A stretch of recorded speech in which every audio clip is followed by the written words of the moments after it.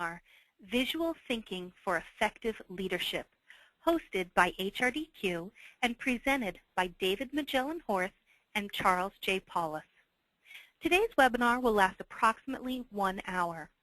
Stay tuned at the conclusion of the broadcast for an exclusive offer. Now, before we begin, note that there is a question and answer window. It's usually located in the upper right-hand corner of your screen. You want to use this section to submit any questions that you may have throughout the presentation. My name is Sarah Montgomery, and I will moderate today's webinar.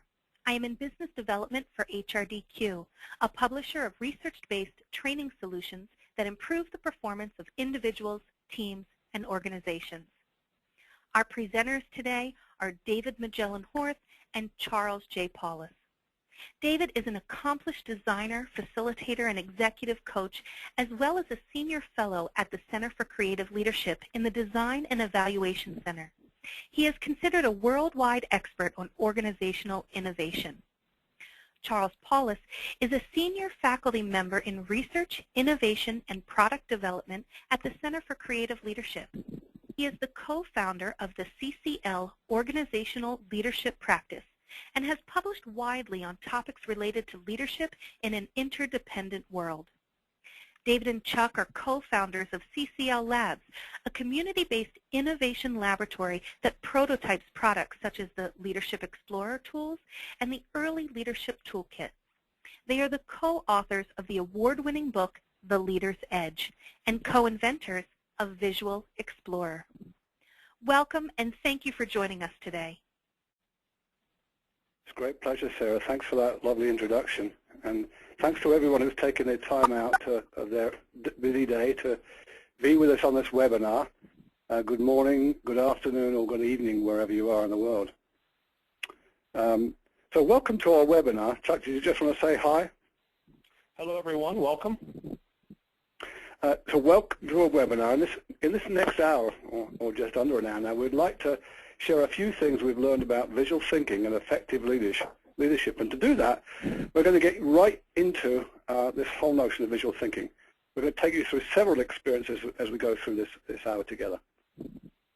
We're about to put up a picture for you, and what we want you to do is to observe this picture. We describe this as paying attention, slowing your looking down, and really paying close attention to what you see.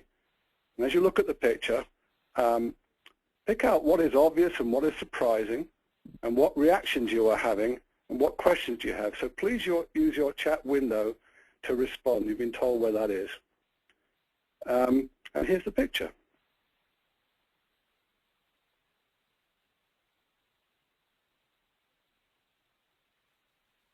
I'm just going to give you those instructions again and show you the picture again. In your chat window, what do you see in the picture? What's obvious? What's surprising? What reactions are you having? And what questions do you have about the picture?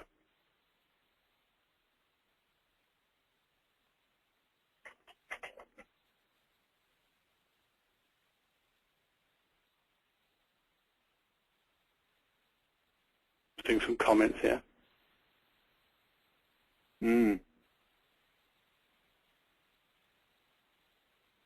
Looks like a cafe in New Orleans, says one person.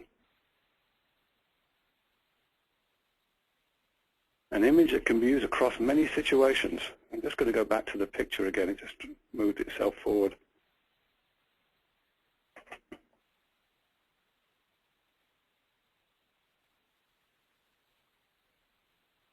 Parisian cafe, says somebody. Nice little observations about the directions that people are facing.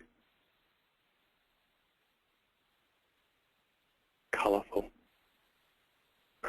Where are they is a question.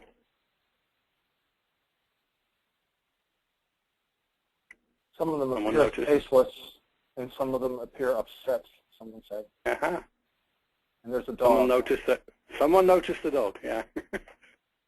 And someone noticed that there's a predominance of yellow in the picture. Other people notice the formality of the dresses. Let's just move on a moment from this. This is great observation. Thank you. Thanks to everyone who's participated in that. There's a question we didn't ask. And the question we didn't ask, and we've titled this meaning making, what does this picture mean for you? Now imagine, this is with your image. If you were, for example, you were in an art gallery or something and you were standing in front of it and you were, somehow or other it was your picture, why would you have chosen that picture? Why would you have chosen to look at this picture? And what might it mean for you? Again, please use your chat window to respond to this question. What does this picture mean to you? I'm going to flash it up again. Different question now. What does this picture mean for you and why? Why might you have chosen such a picture? It's about relationships. It's about darkness.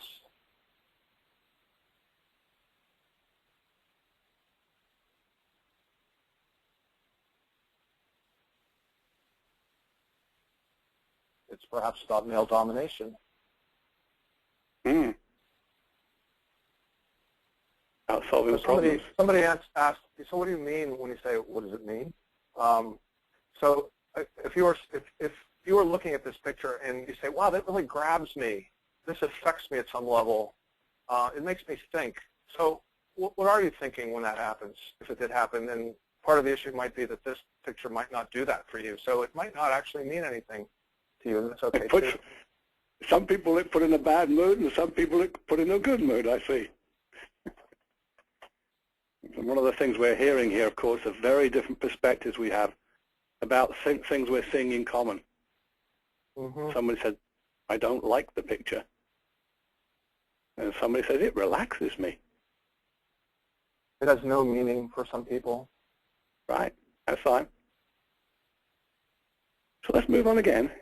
We wanted to get you into this visual space as soon as we could, and pardon us for talking over the top of it. Often when we're doing any visual thinking exercises, we either have total silence or we might put some light non-verbal music on, although that, of course, can be also distracting and interfering just with our observing of the picture. So let's move forward here, and would you take this over, Chuck, and talk about, some of how we came to be doing this visual thinking work? Yeah. So thank you, David. And again, welcome, everyone. It's a real pleasure to have you all here and to share our work. We're very excited to help you use visual thinking in leadership. We've been researching this topic for over 2 decades at CCL, David and myself and a team. And there's a few key insights that we've already touched on, and I just want to highlight these as we go through this. So the key insight overall is this. We call it putting something in the middle. And it's just this. We have found that the use of visual images in the middle of conversations on complex and difficult issues works for all kinds of people for creating insight and shared understanding. So the process that you just experienced is a piece of what we use when we foster dialogue in groups. So the kind of issues that you've already encountered, the picture looks different to different people. Different people take different meaning from the picture. Some people see light, other people see dark. Some people see things that other people didn't see. Somebody saw a dog, and I wonder how many of you saw that. It turns out all this is very rich material for having complex conversations about important things. So notice we didn't have you even focus on an important challenge or thing in your life yet. We're just talking about the image itself, and we've already found some of these qualities. The powerful part comes when you attach this process to a dialogue about something important. So David, take us to Leadership Metaphor Explorer, please. Okay, so we're going to take you through another little exercise. In this one, although we're using imagery, you'll notice that we're also using a certain amount of verbal as well. And what I'm going to do in a minute is put up 8 cards or 8 images which have stated verbal metaphors associated with them. This is a deck of cards that we developed for the way people think about leadership, good and bad. And so, we've actually chosen ones which generally have a kind of a positive edge to them. And we want you to choose a card that describes leadership when you are doing your best work together. So this could be you in your team, you in your organization generally. So choose a card that describes leadership when you're doing your best work together. And in the chat window, enter the number of the card, that's going to be from 1 to 8, and include a few new notes about why you chose it. So back to the chat windows. Now I'm going to hold it all 8 together, and some of you may already have chosen one that you select as what does it look like when we're doing good work together. And then I'm going to go through so you can see them in slightly larger form. Again, choose a card that describes leadership when you're doing your best work together, and write down the number of the card and kind of reason why you had chosen it, and notes about why you chose it. Defying tightrope walkers. The circle of inclusion. Supportive teachers. Co-creating musicians. Creative troubleshooters. Dependable repairmen. Geese flying in formation. Supportive teachers. World-class athletes.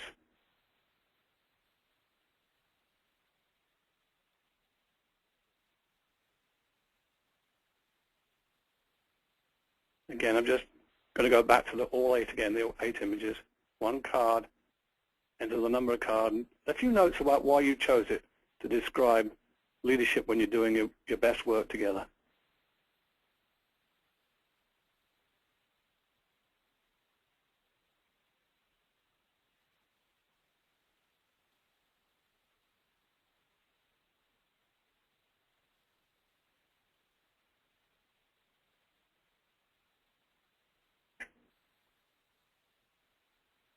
Just a couple more seconds.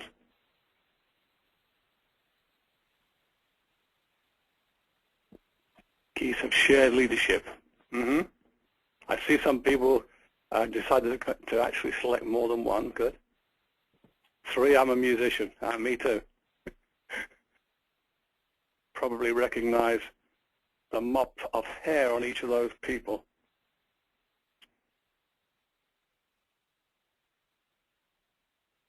They both relate to being followers and leaders. People got the whole notion of leadership can't happen unless there are actually followers and so on. So nice stuff. I'm just going to move forward. Notice that some of you chose this notion of supportive teachers with a notion that leadership is about, coaching and developing others. Often used as a metaphor, one of the more popular cards that get selected out of this deck.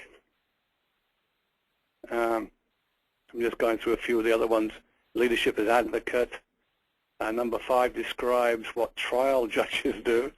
Interesting. Let me just go back to that one. Number 5. I see we've got some senses of humor on the line as well. So, Chuck, did you want to go through some of the instances where we've used this? Yes, okay. Advance the slide, please, David. The one showing at the moment is the monk, right? Okay. Yes, good. Okay.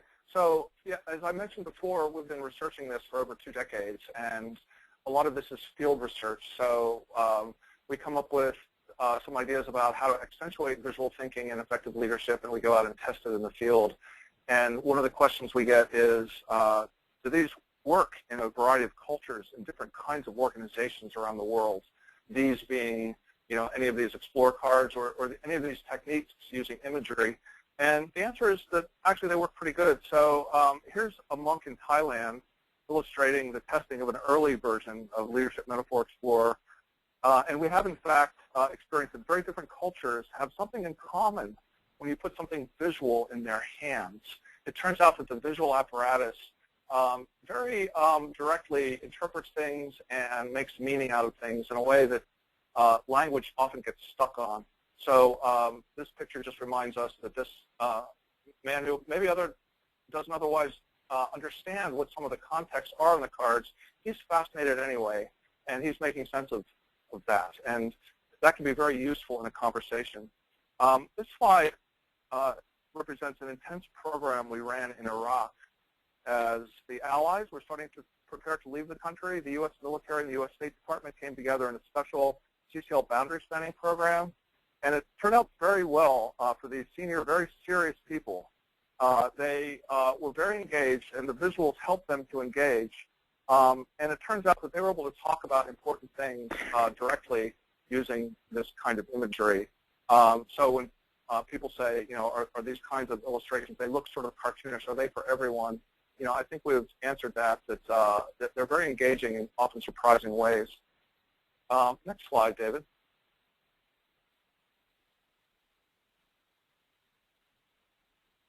Is about our experiments in a virtual environment, and this slide shows in a virtual environment called Second Life.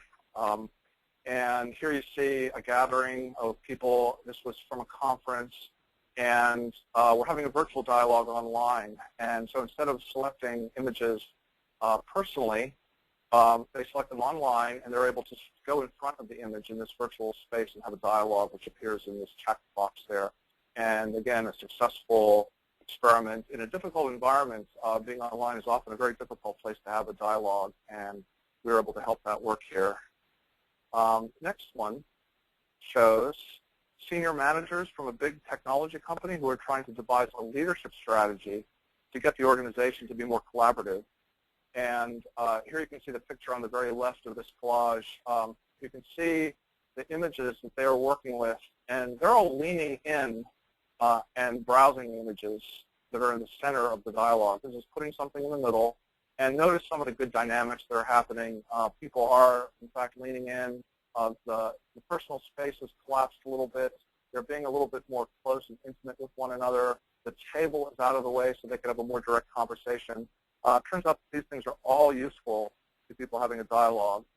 Next picture is an example of graphic facilitation as a leadership tool. I'm sure many of you have used graphic facilitation, where you have a facilitator who's up at a whiteboard or a piece of paper on the wall and drawing what happens in the room. And here's a very lovely example from our good colleague Bruce Fly, and it comes from an actual facilitation session that he used. I'm sorry you can't see the details, but the point is when you blow this up, the details are all there. And so Bruce was able to create a very intricate representation of the dialogue using his own drawing plus the metaphor explore cards from a previous session. So he was actually able to take the prior dialogue session and incorporate it in this graphic facilitation, which is actually a very common way of using visuals. They accumulate meaning over time, so the ones you used in an earlier session could be used to facilitate a later session and deepen the conversation. So, David, back over to you. Thanks, Chuck. I noticed we were getting some questions about the exercise we were just doing. We'll talk a little bit more about that at the end. We're going to build in a question and answer session so that we get to respond to some of your questions. So we'll get to that. So thank you, Fernando, and others who had asked questions. We're often asked where some of our thinking and our research came from. Chuck and I did a lot of work around, how leadership looks like and how leaders resolve some of the complex challenges they're facing, and which eventually got published in a book called The Leader's Edge. And we discovered or unearthed competencies that were always there. We often call these neglected competencies, because people don't realize that they're competencies they were born with but just have failed to use over a period of time. And these 6 competencies, paying attention, personalizing imaging, serious play, co-inquiry, otherwise called dialogue, and crafting. And in the exercises we're doing today, we're really tapping into the whole notion of paying attention, which we often call slowing, looking down, really looking beyond what you first see to actually tease out things you wouldn't have first noticed, like the colors being predominant, people facing in and out on the image, the dog in the corner, all of which can have meaning or change the meaning of something. And then the other thing about the notion of imaging is really about the use of metaphor, that people very easily, naturally make sense of things using metaphor in all cultures of the world. And then finally, the whole purpose of this kind of visual thinking for leadership is what Chuck talks about as being putting something in the middle, a whole notion of dialogue, having a different kind of conversation about important issues that we're trying to wrestle with. And so we're going to go into another exercise where we're going to use imagery without words. And often what we'll do, I'm going to hand this one off to you now, Chuck. So yeah, we're going to deepen your experience of dialogue using visual tools a little bit here. We've been adding kind of layers into the discussion, so I'd like to go for another layer here. And for this, we're going to use our tool called Visual Explorer. Again, not critical to use the tool. You can actually make a lot of progress using pictures from magazines, pictures from your own collection. People have used postcards for this. So think of it in terms of the general use of imagery to put in the middle of a conversation. And so this step will go like this. We'd like you to think of this question for reflection and write down a few notes to yourself if you're not comfortable putting it in the chat window. You can just jot it down. What next steps are calling you in your life or career right now? Think about that question. It's a pretty weighty question. And notice now we're giving you something meaningful to really think about. In the first round, we weren't offering up so much of a meaning focus, but this is an important kind of question. It's more typical of the kind of question we put into the middle of such a dialogue. So think about this. What next steps are calling you in your life or career right now? And we'd like you to choose an image from the ones we're about to show that says something or represents something that's key to these next steps in your life or career. And as you study the image and pick one, enter the number of the image in the chat box and a brief description of what stands out for you in the image, that is the detail. And then finally, any connections you make with the steps that you're about to take in your life or career. And so notice we've broken it down into two parts. One is what we call paying attention. That is, really pay attention to the image. Never mind why you chose it for a second. What's in the image itself? Really describe it, look at the detail, unpack it. And then, and only then, articulate the connections to the question. What does it mean to the question you picked? And it turns out those two steps, when you tease them apart a little bit, are very powerful in opening people up to talk. So we'd like to start showing you the images. So with the question in mind, browse all of them and pick just one and write the number, a description, and then any connections in the chat box. David, if you want to advance to the next slide. All right, here's all 9 images, and you can see them in miniature. Here's the first one, and we'll just dwell on each one just a moment. And we'll return actually to the screen with all 9 so you can continue to look at the detail. But see if it resonates first with the question, and see if you want to choose it for your question.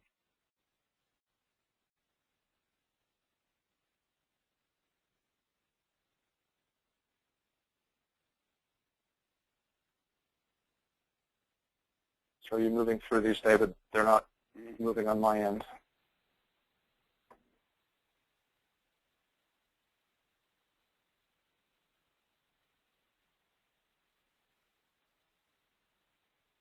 I'm still seeing slide 1. There's slide number 2. I've actually reached slide number 5. Oh, okay. Yeah, they're delayed a little bit.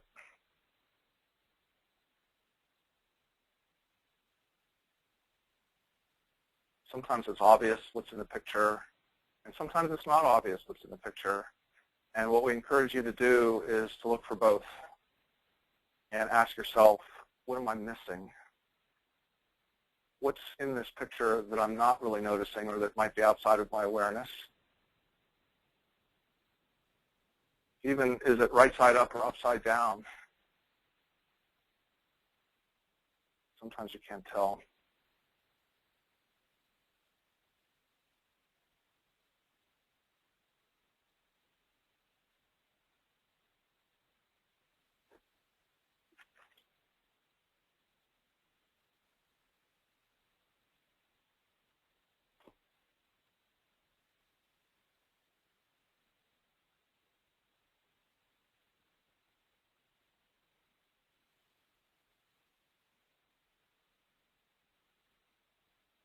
So first describe what you see in the picture you've chosen, just that one, and then describe how it connects to the question we've asked you.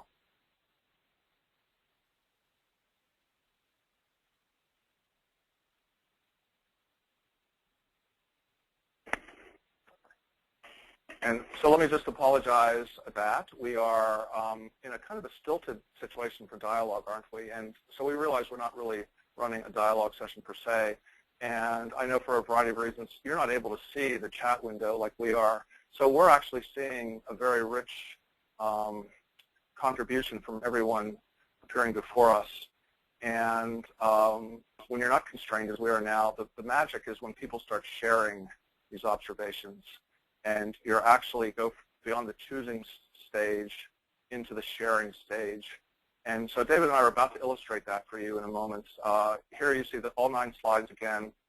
So just take the last couple of seconds and continue noticing what's in the image that you've chosen and why you've connected it to the question. And David and I will illustrate what happens next, typically. Just as a theme, I noticed in the chat, Chuck, that I see some people running to, and I see some people running from. And so they're feeling they don't need to be where they are, and other people saying, I just see another step forward, and they're choosing images in that sense. Mm-hmm. And one of the things that we notice in these images is that some people in the image will actually naturally see things in a different view. Sometimes, you know, the glass is half empty, the glass is half full. You get those kind of conversations going on when people see the same image and about the same subject, but see it from a different point of view.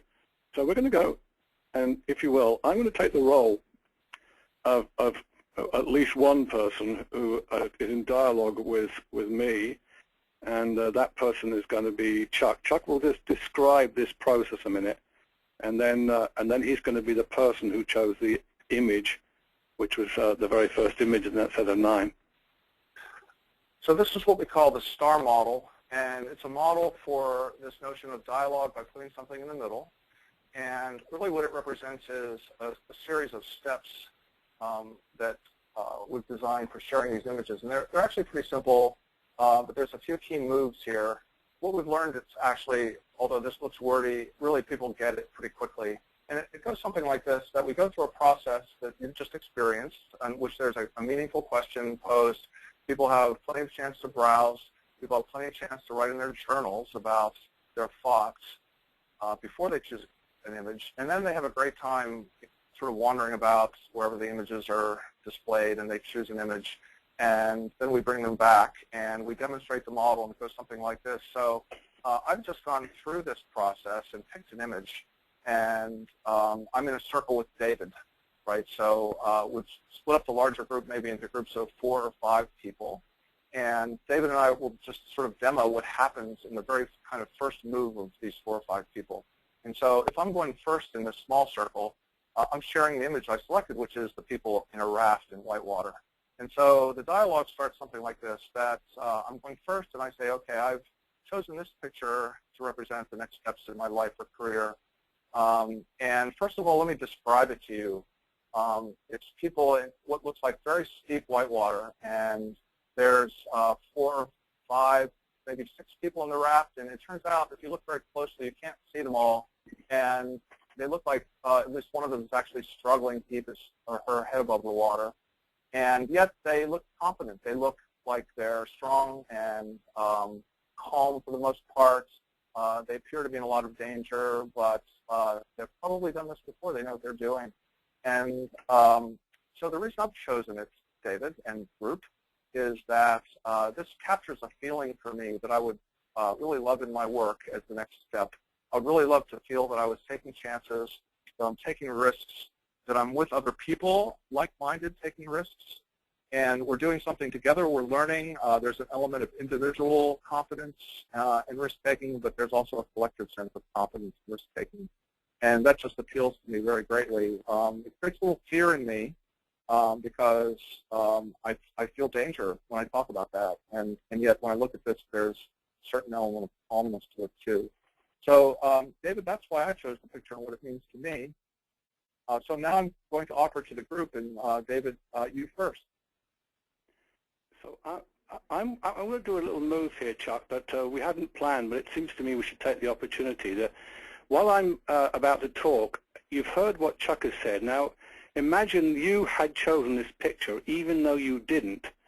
And imagine you were stepping into Chuck's shoes, which I'm going to do. There's lots of ways of doing this. You can say, I chose this, if this were my picture, here's what I would notice in the picture, and here's the kind of connections I would make with the question that Chuck has an answer for. But I'm going to do this first move. I'm going to say, well, I chose this picture. I'm stepping right into the metaphorical space.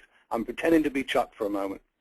And when I look at this picture, I notice, yes, I see the danger, the potential hole in the water that they're going into, and this big rock jutting out in front. And I see this guy with a yellow hat on and a red anorak at the back of the boat, and I'm thinking, what is he doing? Now, of all the people that look like they're calm and collected, he seems to be the most calm and collected. And I see him, in some ways, I see him as a coach. And so thinking about steps into the future and the dangers associated with it, I could relate to that person. Maybe steps in the career. In my career, if I was, pretending to be Chuck for a moment, there's something to do with, becoming more of a mentor or coach to other people in my organization and the world in general, and realizing that I can help them through, navigate some of the rapids and white waters that they're going to experience in their life. So, that would be my response to you, Chuck, and maybe we've had some other people. I see we've got a couple of people actually responded for you as well in the chat area, Chuck. Wonderful. So you got a little bit, yeah. Wonderful. Yeah. So good. So imagine we've just done this process with 4 or 5 people in the group, that everybody's responded to me, to my picture, like David just did. And then, so we're done with my image. And I might put it on the floor in the middle of the group because the other people are still going to speak, and it'd be nice to have my image visible. And so I might just thank the group. I sort of take the image back.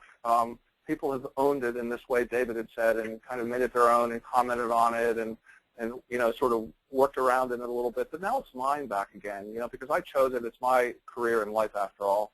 And so I might just sum up and say, first of all, thank you.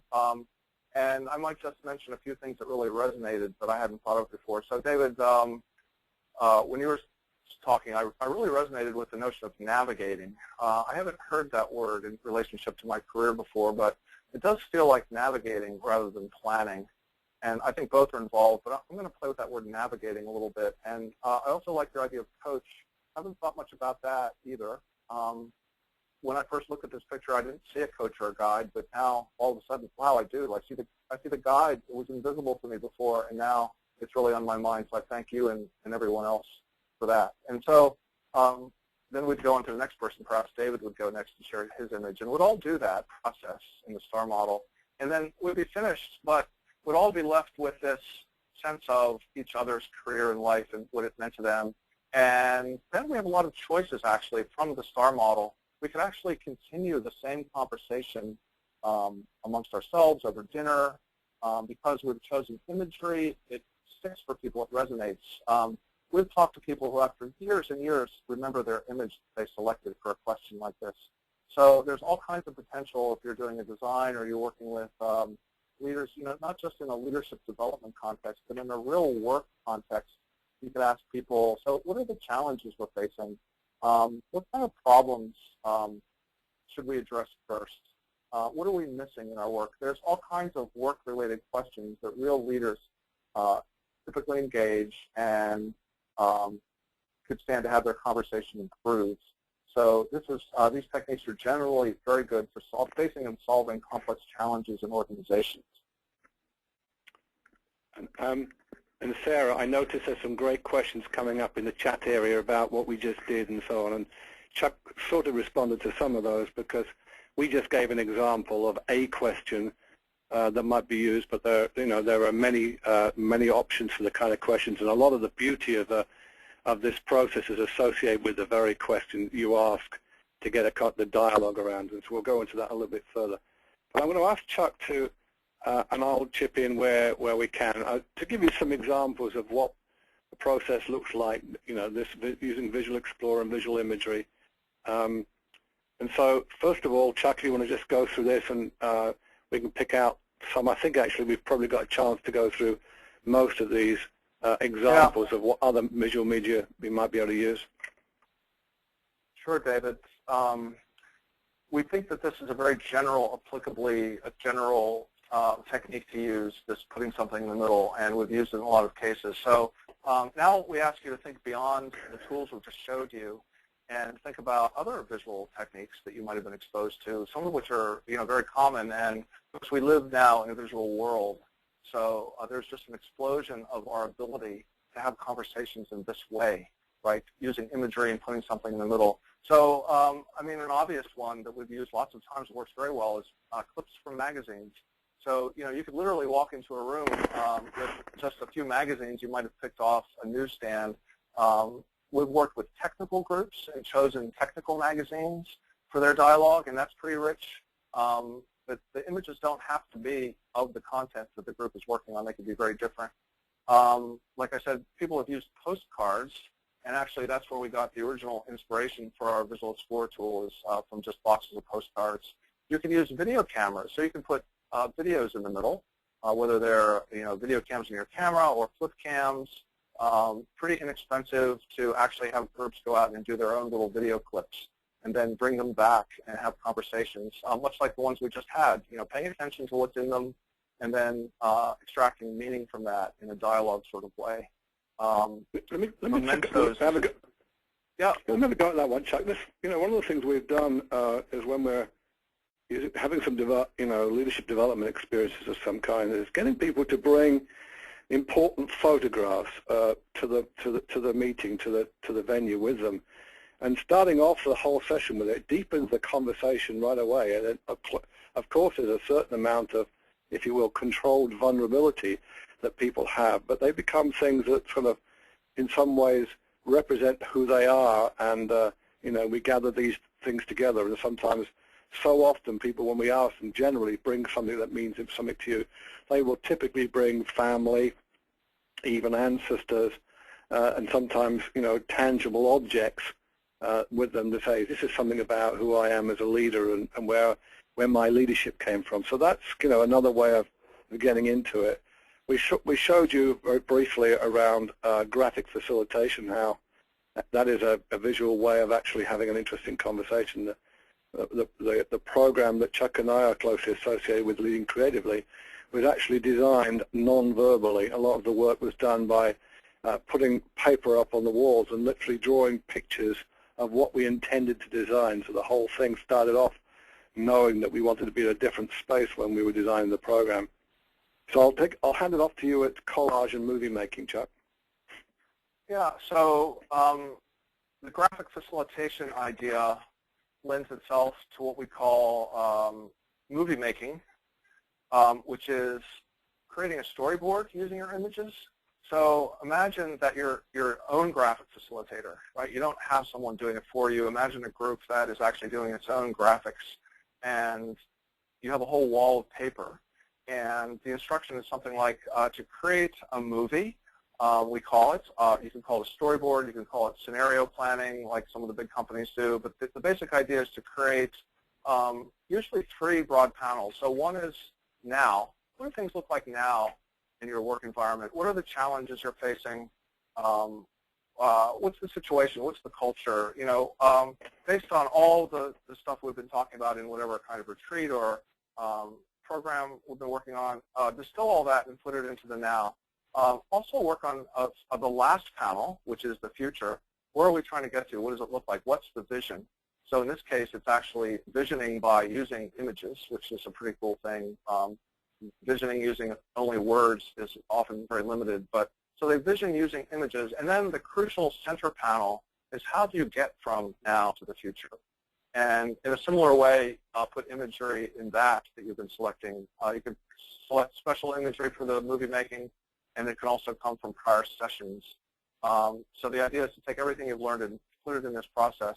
And it's very striking for people that this kind of loosens them up and gets them thinking in imaginative ways about what their choices and their options are. So it's scenario planning, but it's very vivid. I'm going to move us forward, Chuck, and so that they get some actual imagery of some of the things that we're suggesting about, the ways of using visual imagery in a leadership development session. Yep.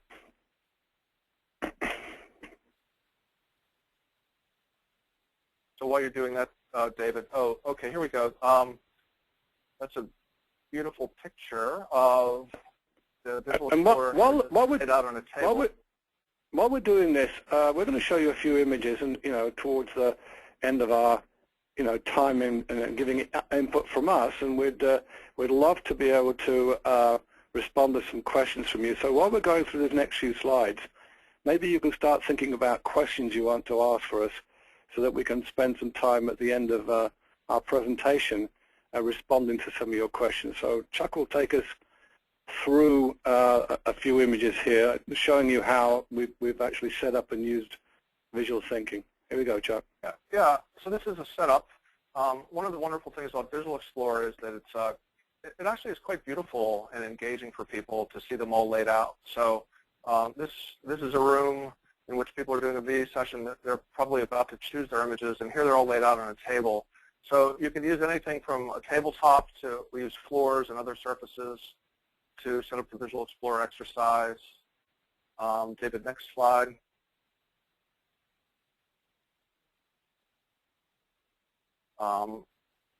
Sometimes we use art galleries, actually, to have a Visual Explorer session. We use the art itself.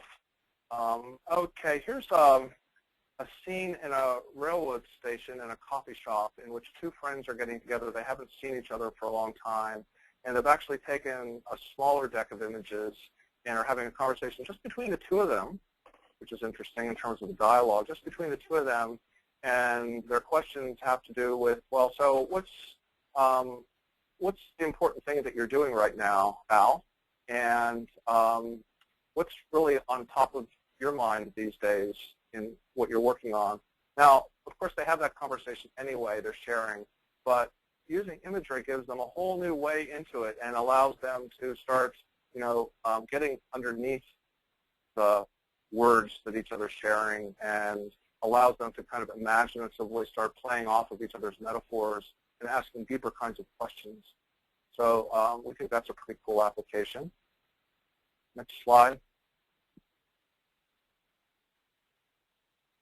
And here's some people at a larger conference. One of the advantages of the larger images is that they can be seen across a table or across the room. And so, these kind of conference setups, retreat setups where everything's very noisy and it's actually hard to have a conversation at a table. And sometimes there's cultural differences, so people aren't always of the same culture. So having an image in your hand actually enables you to talk in a different sort of way. First of all, it removes a little bit of the kind of eye contact problem. The old thing that your mother taught you to always look people straight in the eye. Sometimes that's not always as helpful, and it's helpful if you're struggling a little bit to communicate, to be able to point to pictures and have the other person say, yeah, I get it, and have the other person lean in and have the other person start pointing. And so the pointing that they're doing here is very significant. Next slide, David. You can go through these a little quickly.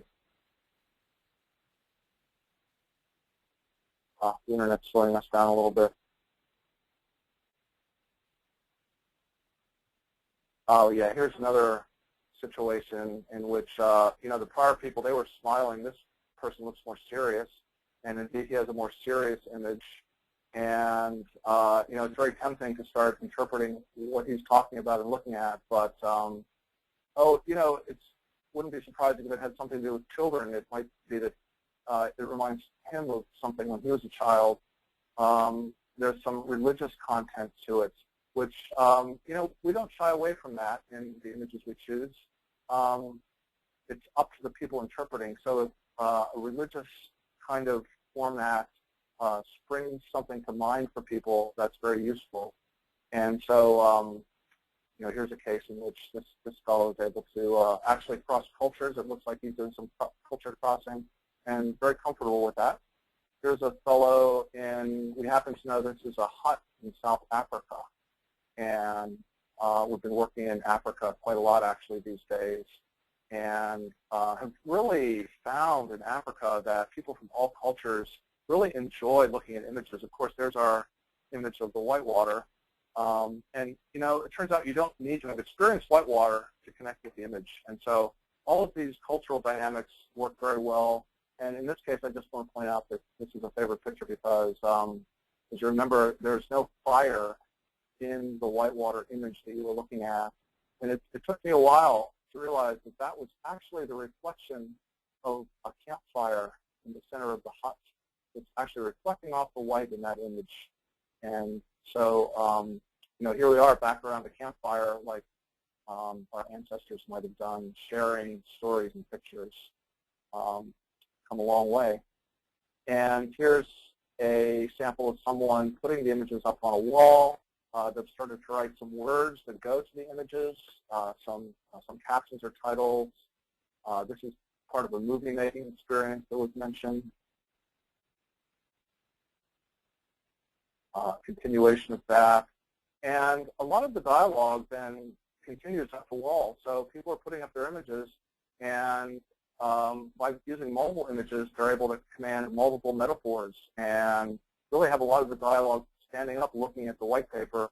And here's another example of movie making using both visual explore images, metaphor images, magazine clippings, drawings. There might be some string in here someplace. And so they become very creative, and they're having a lot of fun doing this, as you can imagine. And yet it's just so incredible that when they want to get serious and say, okay, what does this mean to us, they're able to get very serious and very articulate about the meaning because of all the work that they've put into the meaning of this wall-side collage. So let me just round up, Chuck. I'm just moving to the next image. We've talked about this whole notion of visual imagery and using visual thinking as an essential ingredient to leadership conversations around important things. And Marcel Proust says it beautifully. The real voyage of discovery consists not in seeing new landscapes, but in having new eyes. And with that note, I'm just going to hand back to Sarah, who's going to take us through the final parts of this whole presentation. Absolutely. Thank you so much, David, and thank you very much, Chuck. We do have time to answer your questions. We've got some coming in already, so go ahead and continue to send those in. While we capture all of those, I am going to give you some information about the foundation of today's session, which is the Visual Explorer Complete Kit. This was developed by the Center for Creative Leadership. It's a powerful training tool that's designed to encourage collaborative conversations and useful dialogue in a safe learning environment. The kit includes 3 decks of reusable cards. You've seen many of those images today. The facilitator guide then provides the step-by-step guidelines along with some case history applications, worksheets, and other helpful tips for administering a meaningful training session. And then for joining us today, you do get a 25% off discount on that complete kit. You want to use the coupon code WebinarVE at HRDQstore.com. That's good through March 26th. And don't forget to connect with David and Chuck. You want to visit their blog, which is www.ccl.org/VE.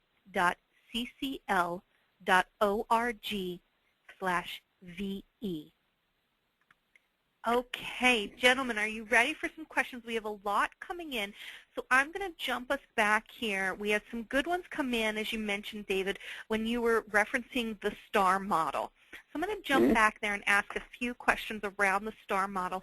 And our first question here is from Lori. And Lori asks, hi, Lori. In the STAR model, are the group members, when they are responding, are they trying to put a quote-unquote better outlook on the picture for the owner? Great question. In fact, they may actually be putting anything but a great positive outlook. What they're doing, is expanding the perceptions of what's in the image. So with Chuck, when I was that example with Chuck, I focused on something different than he focused on, and I noticed a guy with a red anorak and the yellow crash helmet on, and that drew Chuck's attention to it. So he had to start thinking about that. So what you're doing is broadening their perspectives, and that might include literally a negative viewpoint on the very same image. And it can go the other way around. Somebody may have put on an image and they've got some negative feelings about it, and then another person sees it as positive. But it's not about negative or positive. It's about widening the perspectives by having your own eyes and lending your own eyes to what people have seen in an image, and then connecting that metaphorically back with a question that's been shared. I hope that answers your question, Laurie. Great, thank you. And within that activity-based center, Paul asked the questions, what kind of guidelines do you give the participants in choosing images? So he's familiar with that statement. You asked us to think about either life or career. But are there any kind of quote-unquote rules in choosing? You can only choose one. You either need to choose, a few different kinds. Any kind of guidelines that you provide them during that process? Yeah, I can answer that. Yeah, sure. Yeah, it's very flexible, and what we find is that facilitators using this process, typically they say, oh yeah, this is easy for me anyway, I get it. And so the facilitator's able to make those kind of choices pretty well. So for example, if we're having people answer a question about something about their group, let's say, in which everybody's in the same group, let's say, what are the strengths of this group? We often find that it's very powerful to ask the questions in pairs with contrast. So if I was going to work with a group, I would ask them, okay, pick one image that represents how you think about the strengths of this group, let's say over the last 6 months, you can make it particular, and then choose another image that represents the developmental needs or the weaknesses that this group has shown over the last, say, 3 months. And it turns out that asking 2 questions and letting people thus pick an image for each really provides some more depth to the conversation, because then the images that get put into the middle sort of compare and contrast. And you see this lovely sort of duality in the images. So like David said, in a picture in which someone says, this is our strength, another person can say, yeah, and that also shows where we have some weaknesses too, because in that particular picture, that particular strength carried too far can become a weakness. And likewise, when someone says, well, this is a weakness of our group, then it allows someone else to come in and say, yeah, it might be a weakness, but I think in many ways it serves us well. And that deepens the conversation quite a bit. One of the things I want to add to that is, when Chuck said flexibility, absolutely. If people want to choose more than one image, I do warn them that it's going to take a little longer to process, but if you can't count, that's fine by me if you can't make your mind up. But the other little device that we use is sometimes the picture picks you, not the other way around. In other words, you're searching through these images. For example, they're laid out on the table, as you saw in one of the photographs there. And you see an image there, and you like it, or you kind of walk past it, and then it come back, and you can't make the connection immediately where the question's been asked, but you feel that you should pick that picture up, i.e. the picture picked you. It works very well when the picture has picked you, and you can make the connections later, or other people can help you make the connections with the question you ask. So there's a lot of flexibility in terms of what the guidance you give to people. I would just add one other thing in general about using something like this. As a facilitator, if you're doing this, treat it as though it's an everyday task. It's something that everyone does every day, and of course they do. They read newspapers, they watch television. They're always being interactive with imagery of some kind. And to make it look like it's something different actually doesn't help. So it helps if you just basically treat this as an everyday thing to do, a very natural thing to do, and sets people up feeling comfortable about doing something which may not be something they typically do in their business life, but it is something that they'll be doing when they're thinking about how they can be more effective in their business life. Great. Other questions? Yes. Still in the delivery of the activity, Jay asks, how do you handle it when the same image is chosen by multiple people in a group? Ha! That works fine. It really does work fine. Actually, sometimes when you've got a very large group, we actually have more than one we might have duplicates of image, but it works fine for people to say, I'm choosing this picture too. But they may have chosen it for different reasons, and they've got different eyes, and having those different eyes on it will actually, even if they're sitting in the same group and they've all chosen the same image, they still will get that same richness that you saw started happening when Chuck and I were talking through the whitewater picture. No problems about doing that. Good. And Lenore now asks around action planning. So can you kind of describe some of the action plans that you usually do at the end of the exercises? You know, what kind of wrap-up, discussion and action planning works best in your experience? You want to take that one, Chuck? David? Yeah. So imagine we've done something like this movie-making process, and the movie actually spells out what the people are doing in the middle panel of the movie to go from now to the future. And some of that is imaginative, some of that is silly, but there's a certain amount of it that is just very spot on. And so what we ask people to do often is to set up an observer of the process or a note taker. So while the movie's being shown or shared and discussed, and there's dialogue and it's in the middle, and the conversation's going back and forth, it's important to have someone that's just jotting some of this down. And then the facilitator, if you're working in an action planning situation, would call on the note taker to play some of this back, and then just simply facilitate the session toward, okay, let's come back down to our STJ MBTI style and say, what are we going to do about all this?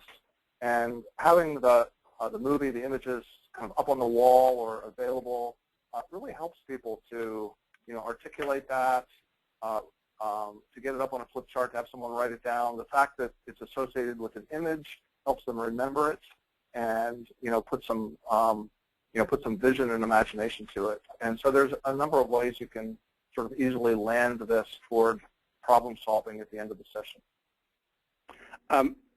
Sarah, I feel compelled to answer a question that Eric has asked.